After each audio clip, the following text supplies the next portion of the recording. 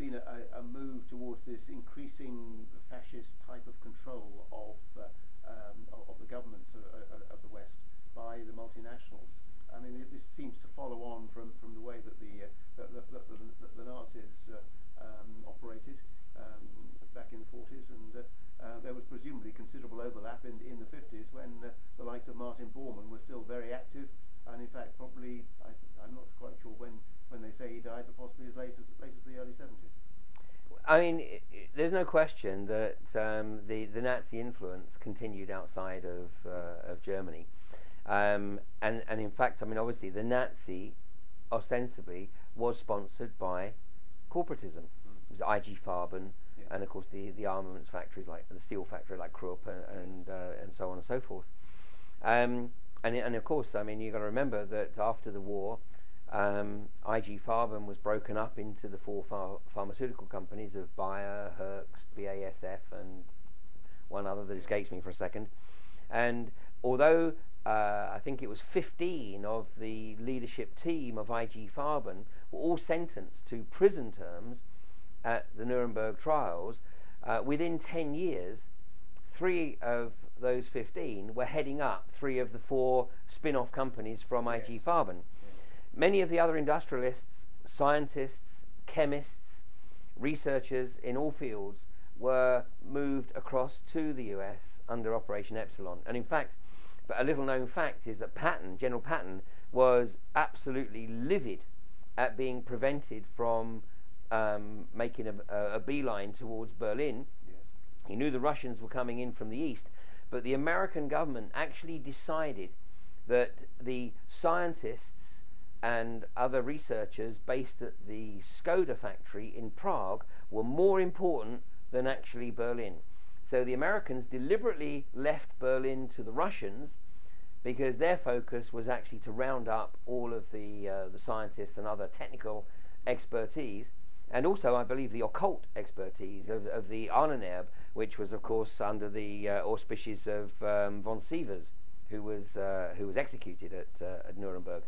But and of course, people are familiar with the likes of Werner von Braun, who headed up the V1 and V2 projects, yes, and then worked with NASA until his death in the mid 1970s. Yes. And of course, he was the designer of the Saturn V rocket, which of course was the power source for the alleged trips to the moon. Yes, exactly. No, it's fascinating when you look at the way that NASA was developing and fronted, because of course it would appear, I don't know whether you have any comments on this, that NASA had other agendas running which the public didn't get to hear about. Oh, most definitely. I mean, the black projects in the US is a whole subject in of itself, and in fact the amount of money that has gone missing from the Pentagon in particular, but other government departments, is horrendous. I mean, it runs into the trillions of dollars. I mean, particularly through the 90s and into this into the early part of the 21st century. I mean, very famously, of course, Ronald Rumsfeld, Freudian slip, Donald Rumsfeld, famously said on September the 10th of 2001, the day before 9/11, he made a statement to the press that the Pentagon could not account for $2.3 trillion. I mean, back then that was a lot of money.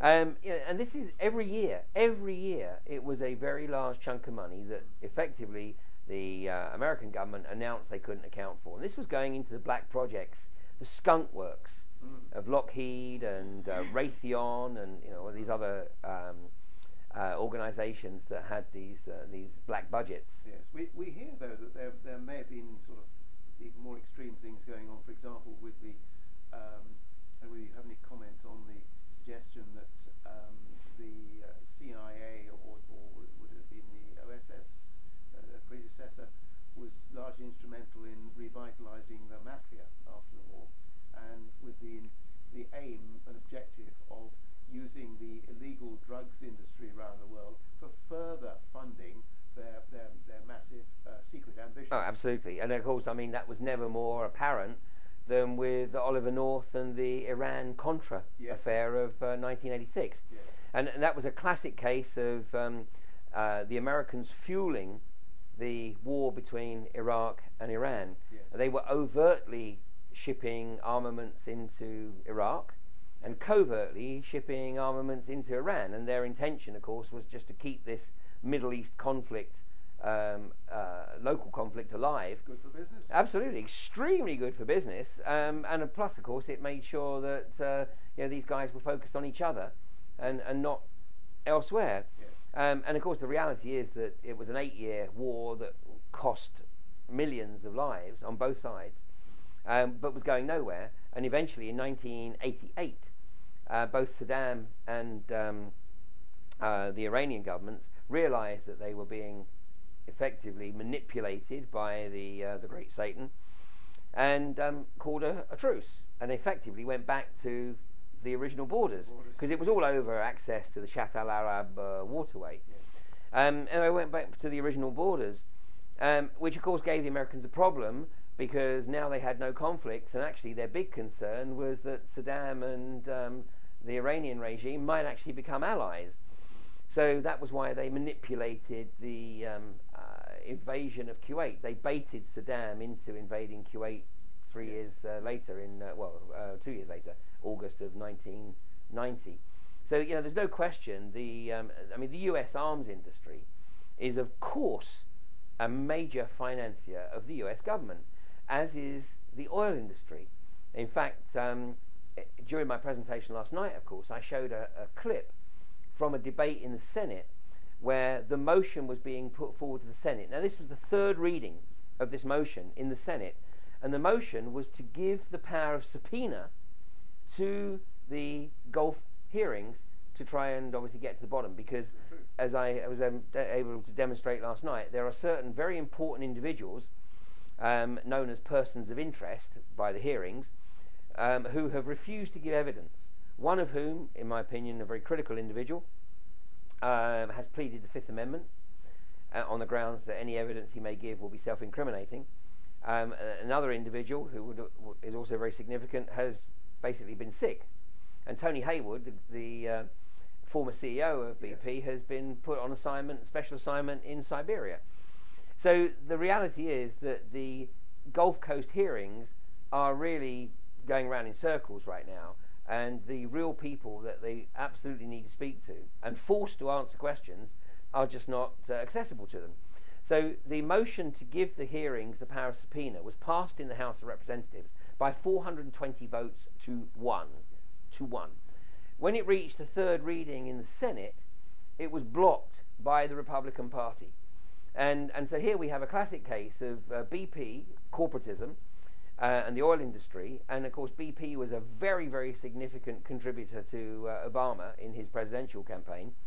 And effectively what they've done is they've shut down the power of subpoena being granted to the Gulf Coast hearings. So the reality is that I don't believe that really there's any desire to truly get to the bottom of what did occur at the Gulf Coast. And as I presented last night in my presentation, I eventually came to the realization, after 6 weeks of solid research, I came to the realization it was indeed a deliberate event. I've named the individual who was put on the rig to perpetrate the event.